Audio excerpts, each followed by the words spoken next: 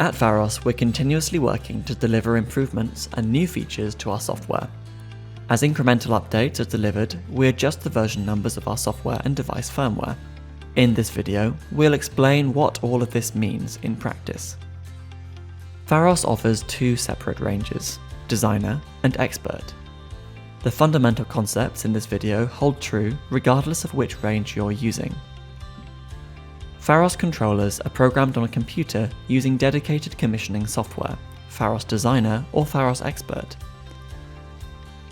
Programming is saved to a project file and uploaded to the controller. Pharos controllers have firmware installed which enables them to run your project file reliably without having a computer connected. At Pharos, we use semantic versioning. The numbers that make up a software version indicate the major version, followed by the minor version, followed by the patch version. With every release, both the commissioning software and the controller firmware are updated.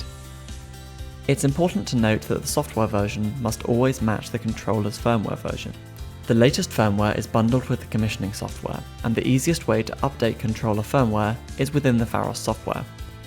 It's also possible to update firmware directly from Pharos Cloud or via the controller's web interface.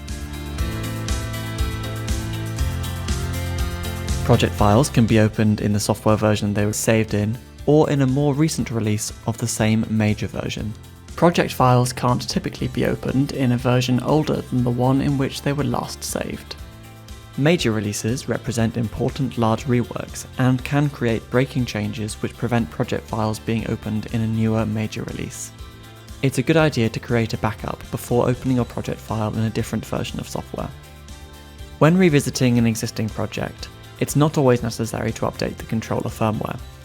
Instead, identify the controller's firmware version and download the corresponding commissioning software from our website. It isn't always necessary to upgrade your installation to the latest software release. If you're starting a new project for the first time, we recommend using the latest available release.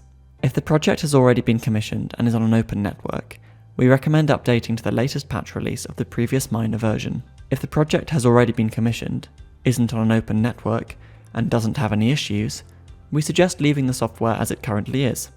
However, if you are experiencing issues, try updating to the latest patch release of the minor version in use.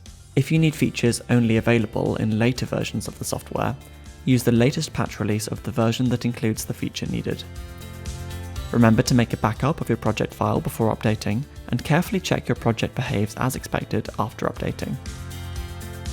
Remote devices also have their own firmware, which must be compatible with the controller's firmware.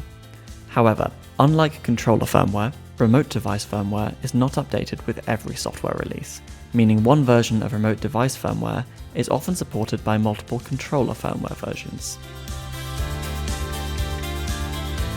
The software will clearly indicate when remote device firmware needs updating, and doing this is as simple as clicking the Reload Firmware button.